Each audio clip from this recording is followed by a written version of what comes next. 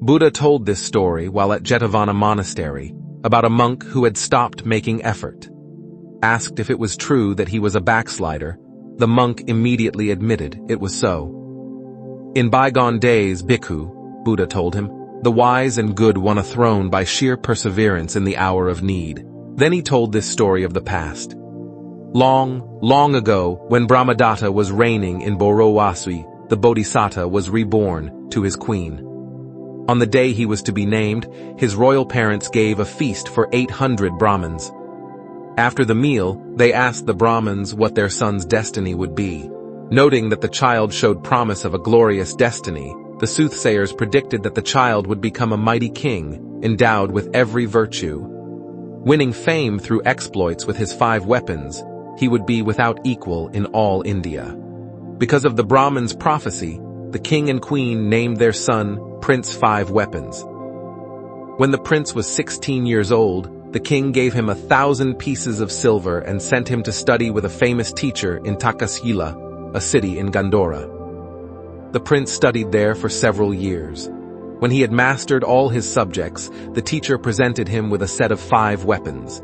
The prince paid his respects to his master and left Takasila to return to Borowasi. On his way, the prince came to a dense jungle. Some men who were camped at the edge of the jungle tried to stop him from going on. "Young man," they warned, "do not try to go through that forest. It is the haunt of a formidable ogre named Shaggy Grip, who kills everyone who enters his territory." Confident of his own strength, the prince was undaunted. But sure enough, in the middle of the jungle, the hairy ogre confronted him.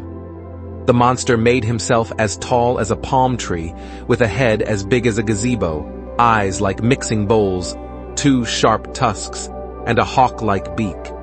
His distended belly was purple, and the palms of his hands were blue-black. "Where do you think you're going?" cried the monster. "Stop! You are mine!" "Ogre," answered the prince calmly, "you do not scare me.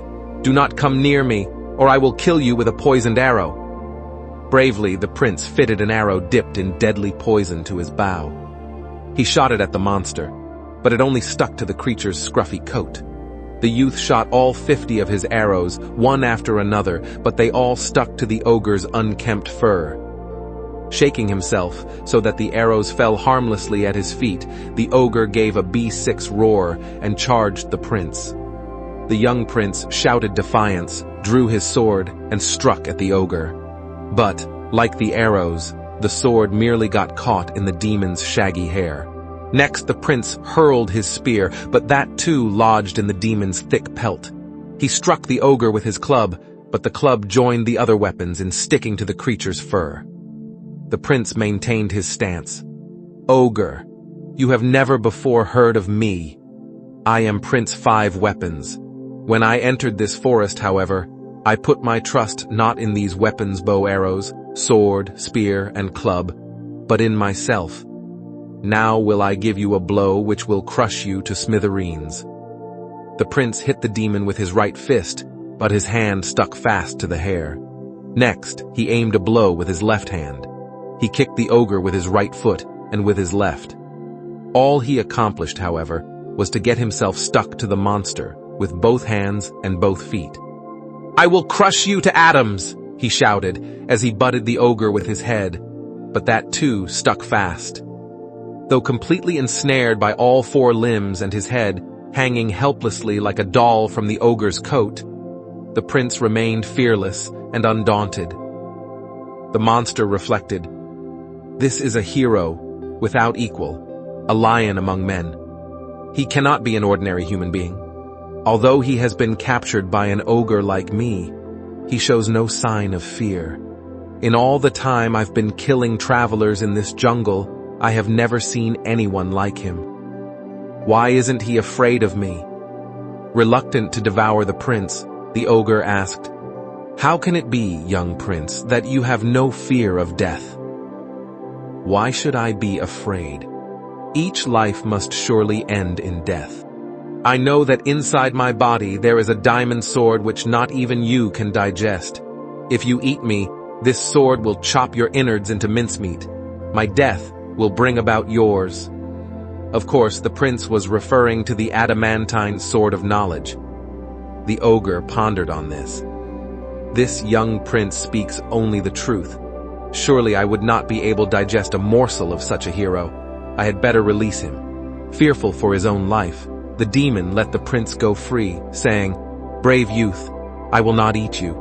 Go free to gladden the hearts of your kinsfolk, your friends, and your country." "I am free to go, and I will go, ogre," answered the prince. "But the sins you committed in a past life have caused you to be reborn as a murderous fiend. If you continue your evil ways, you will go from darkness to darkness. Having met me, however, you have the chance to stop killing. To destroy life is to ensure rebirth in hell, as a brute or as a hungry spirit. Even if a killer's rebirth is as a human, it will be miserable and short." The prince taught the ogre the evil consequences of violating the moral precepts and explained the blessings that follow from observing them. Having converted the monster, the prince imbued him with self-discipline and established him in the 5 precepts. Before continuing on his way, the prince made the ogre the guardian of that forest, with a right to levy dues, and charged him to remain steadfast. As he passed through the villages at the forest's edge, he announced to everyone that the ogre was completely reformed. Finally, armed with his 5 weapons, the prince returned to the city of Boroaswah and was reunited with his parents. When he at last became king, he was a righteous ruler. After a life spent in charity and other good works, he passed away to fare according to his deserts. His lesson ended, Buddha said, without attachments to hamper one's heart, victory will be achieved by walking righteously. Buddha taught the Dhamma progressively until that monk won arahatship. Then he showed the connection and identified the birth by saying, "Agulimula was the ogre of those days, and I myself was Prince 5 Weapons."